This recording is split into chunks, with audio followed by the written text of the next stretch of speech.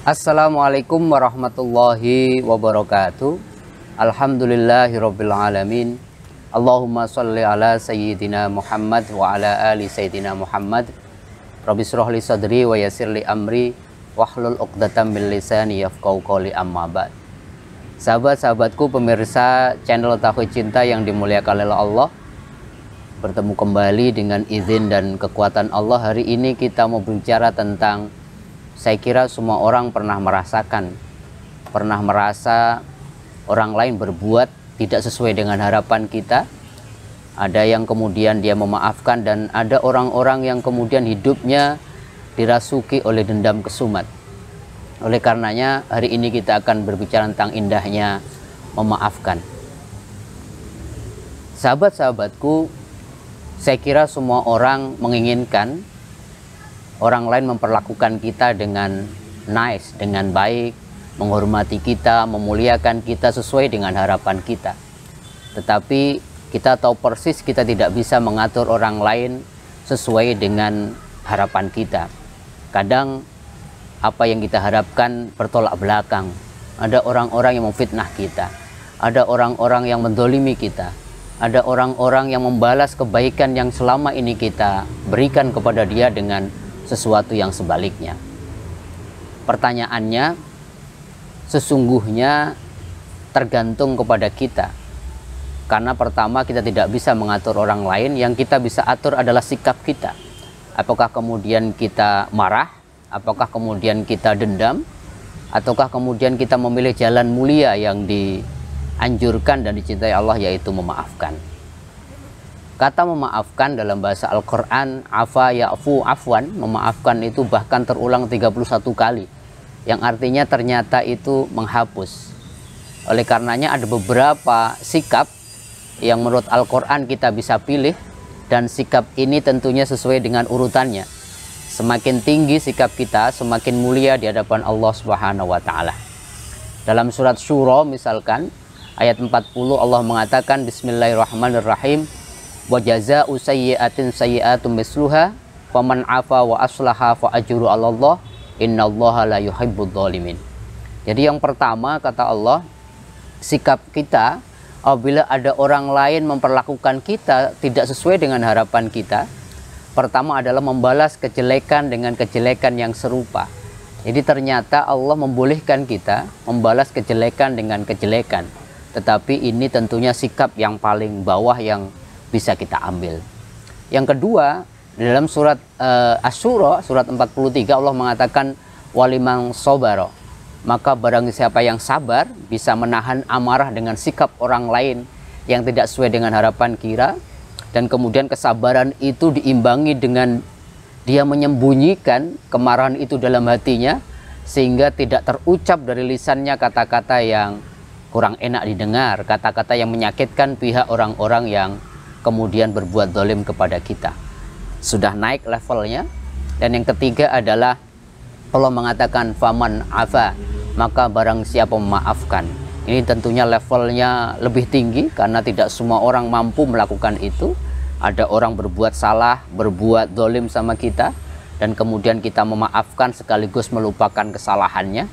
Dan ternyata sahabat-sahabatku, ada sikap yang paling tinggi yang kemudian dianjurkan oleh Al-Quran adalah fa'aslaha. Jadi selain memaafkan, dia juga kemudian membalas keburukan dengan kebaikan. Masya Allah, luar biasa. Tidak semua orang mampu, saya kira, untuk melakukan itu. Oleh karenanya Al-Quran dalam surat Asy-Syura ayat 43 mengatakan walimang sobaro wa ghafaro inna dzalika min azmil umur. Allah sendiri sudah mensitir bahwa sesungguhnya barang siapa sabar, menahan marahnya, kemudian memaafkan orang yang berbuat zalim sama kita, bahkan kemudian berbuat baik sama mereka, min azmil umur, dari sesuatu atau perkara yang sangat berat. Oleh karena tidak semua orang mampu untuk melakukan itu. Tetapi saya ingin sampaikan bahwa ada banyak alasan sesungguhnya kita untuk memaafkan orang yang berbuat salah, berbuat zalim, berbuat jelek kepada kita. Yang pertama, sahabat-sahabatku, kita harus mengetahui, sadar betul, tanpa memaafkan, artinya ketika kita marah, kita dendam apalagi, tidak ada pemulihan diri dan kemudian tidak ada pemulihan hubungan. Jadi kalau kita terus marah, terus dendam, diri kita juga tidak pulih, kita terus dendam kesumat, apalagi kemudian hubungan dengan sahabat kita, orang yang berbuat jahat sama kita, tentu tidak akan ada perubahan kalau tidak ada kata maaf di antara kita dan orang yang berbuat salah. Yang kedua, kenapa kita harus memaafkan?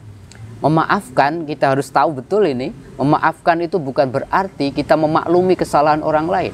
Salah tetap salah, tetapi memaafkan adalah sebagai sebuah pencegahan agar diri kita itu tidak habis, hati kita terutama digerogoti oleh kebencian, oleh rasa dendam. Orang kalau dendam kesumat, kemudian dibawa dalam kehidupannya 24 jam sehari, itu luar biasa, tanpa sadar menggerogoti hati kita, semakin keras, dendam kesumat semakin membesar, dan kemudian pasti kita tidak akan tenang. Yang ketiga, kenapa kita harus memaafkan? Memaafkan itu memang tidak bisa merubah masa lalu, tetapi yakinlah memaafkan akan merubah masa kini dan masa depan. Dengan memaafkan kita bisa move on, memaafkan kita bisa mulai merubah diri kita menjadi pribadi yang tidak kemudian hidup di masa lalu dengan rasa dendam dan kemarahan. Kita bisa beranjak, kita bisa melakukan pemulihan diri, dan masa depan kita akan lebih baik.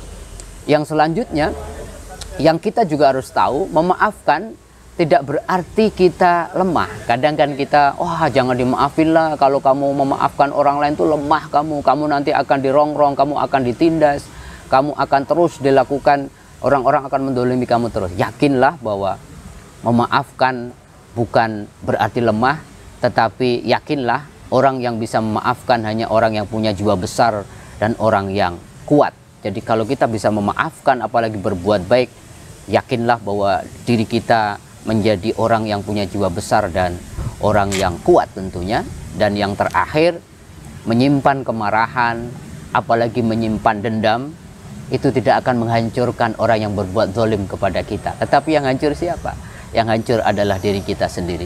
Oleh karenanya pilihannya, sahabat-sahabatku, pilihannya adalah bagaimana kita belajar memaafkan, kemudian belajar melupakan kesalahan orang lain, dan yang lebih hebat lagi ketika kita bisa membalas keburukan, kedzaliman dengan kebaikan yang lebih baik lagi kepada orang tersebut.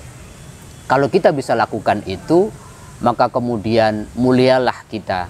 Begitu banyak ayat Al-Quran dan hadis Rasulullah yang mengabarkan kepada kita betapa mulianya orang yang mampu memaafkan. Misalkan Allah mengatakan betapa kalau kita memuliakan, menjadikan orang yang bermusuhan sebelumnya, itu tiba-tiba kalau kita maafkan, melembutkan hatinya, dan dia akan menjadi teman setia kita. Allah mengatakan misalkan dalam surat Fussilat ayat 34, wala tastawil hasanatu walas sayyi'atu. Tidaklah kebaikan itu sama dengan keburukan. Oleh karenanya Allah mengatakan idfa billati hiya ahsan. Oleh karenanya balaslah keburukan yang kau terima dari orang lain dengan kebaikan. Fa idzal ladzi bainaka wa bainahu adawah. Kalau kita bisa membalas keburukan dengan kebaikan, maka hubungan di antara kita dan orang yang berbuat jahat tadi, yang biasanya yang sebelumnya bermusuhan, saling dendam, tiba-tiba menjadi ka'annahu waliyun hamim. Tiba-tiba nanti hatinya lembut ketika kita maafkan dan kita berbuat baik, dia menjadi teman setia kita.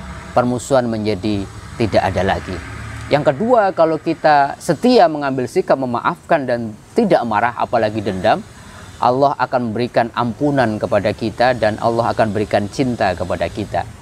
Wa in ta'fu wa tasfahu wa taghfiru fa innallaha ghafurur rahim. Dalam surat At-Taghabun Allah mengatakan, kalau engkau memaafkan, kalau engkau perlakukan orang yang berbuat jahat kepadamu dengan perlakuan baik, apalagi engkau kemudian melupakan kesalahan-kesalahannya, fa innallaha ghafurur rahim, engkau akan mendapatkan ampunan Allah dan cinta Allah.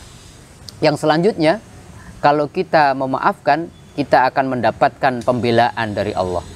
Jadi boleh kita didolimi sama orang lain, tapi Allah yang akan menolong kita. Oleh karenanya, kalau kita mau kemudian mendapatkan pertolongan Allah, ada seorang sahabat diceritakan dalam sebuah riwayat, dia ngadu sama Rasulullah, ya Rasulullah, saya itu punya saudara. saudara saya itu ngerepotin gitu.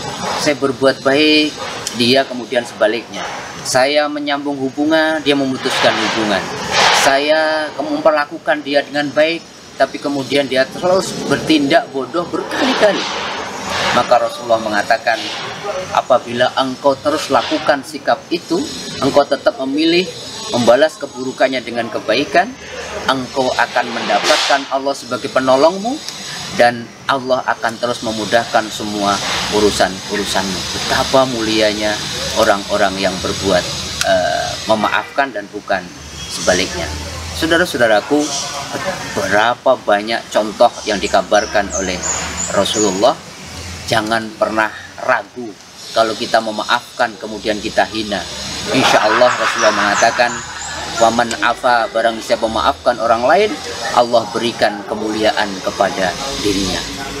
Nabi Yusuf, dalam surah Yusuf dikabarkan, kita tahu kan, saudara-saudara Yusuf ingin membunuh Yusuf, dimasukkan ke dalam sumur. Tetapi ketika Nabi Yusuf menjadi Perdana Menteri, bahkan menjadi Raja di Mesir, Nabi Yusuf confirm mengatakan, al-yauma la tasriba alaikum, tidak boleh ada cercaan bagi saudara-saudaraku, saya maafkan mereka. Abu Bakar kemudian pernah marah kepada Mistah bin Usasah. Mistah bin Usasah ini anaknya bibinya, ya anaknya bibinya Abu Bakar, dan kemudian dia ikut memfitnah. Jadi ada dalam surat An-Nur ayat 10 sampai 22 itu Aisyah pernah difitnah oleh Abdullah bin Ubay bin Salul bahwa Aisyah itu selingkuh dengan Sofwan bin Mu'attal. Nah, tiba-tiba Miftah yang sebenarnya keponakannya Abu Bakar ini ikut-ikutan termakan berita hoax itu, dan yang luar biasa Abu Bakar sempat menghentikan suplai bantuan kepada Miftah, dan kemudian gara-gara itu Allah langsung menurunkan surat An-Nur ayat 22, wahai Abu Bakar, jangan engkau karena kebencianmu kepada orang lain membuat engkau tidak memaafkannya, bahkan engkau kemudian tidak lagi memberikan bantuan kepada orang-orang yang sangat membutuhkan, termasuk kepada Miftah. Apakah engkau tidak mau mendapatkan ampunan Allah? Setelah mendengar ayat itu, Abu Bakar langsung mengatakan, ya Allah, saya ingin mendapatkan ampunanmu. Mulai hari ini saya akan berikan bantuan lagi kepada Miftah. Abu Bakar mencontohkan kepada kita betapa memaafkan itu luar biasa. Kita tahu juga Buya Hamka itu pernah dipenjara 2 tahun 4 bulan oleh Soekarno gara-gara tidak setuju dengan Nasakom. Tetapi apa yang terjadi ketika Bung Karno wafat, Buya Hamka datang memaafkan Bung Karno dan bahkan menjadi imam sholat jenazah dari Bung Karno. Rasulullah tuh banyak sekali difitnah, didolimi. Pernah Rasulullah tuh ditarik bajunya sampai membekas di punggungnya oleh seorang badui. Rasulullah pernah dituduh oleh orang-orang tidak adil membagi harta rampasan perang. Bahkan Rasulullah juga pernah disuguhi daging kambing oleh perempuan Yahudi dan ternyata sudah ada racunnya. Tetapi Rasulullah memilih memaafkan orang-orang yang kemudian mendoliminya, dan dengan itu kita tahu Rasulullah kemudian dimuliakan oleh Allah Subhanahu wa Ta'ala. Itulah beberapa catatan yang saya kira penting bagi kita semua, sahabat-sahabatku pemirsa channel Tauhid Cinta. Memaafkan saya kira menjadi pilihan kita ketika orang lain tidak sesuai dengan harapan kita memperlakukan kita. Tanpa maafkan, apabila kita marah, apalagi dendam kesumat ada dalam hati kita, demi Allah tidak akan pernah merugikan orang yang berbuat zalim, malah kita yang digerogoti oleh dendam kesumat. Hidup kita tidak bisa move on, kita selalu kemudian marah, dan itu saya kira secara spiritual, secara psikologi tidak baik buat kita. Mari kita menjadi pribadi-pribadi yang wal kadzimina anin nas, yang mampu memaafkan orang lain yang berbuat zalim kepada kita. Dengan itu yakinlah kita termasuk orang yang berjiwa besar, kita termasuk orang yang kuat, dan yang paling utama Allah akan memuliakan kita kalau kita memaafkan. Dan dengan memaafkan, dendam kesumat menjadi hilang, Dengan memaafkan, permusuhan menjadi hilang. Yang ada hanya cinta, cinta, dan cinta. Mudah-mudahan kita bisa menjadi pribadi yang memaafkan kepada siapapun yang berbuat zalim kepada kita. Mudah-mudahan ada manfaatnya, kurang lebihnya mohon maaf. Assalamualaikum warahmatullahi wabarakatuh.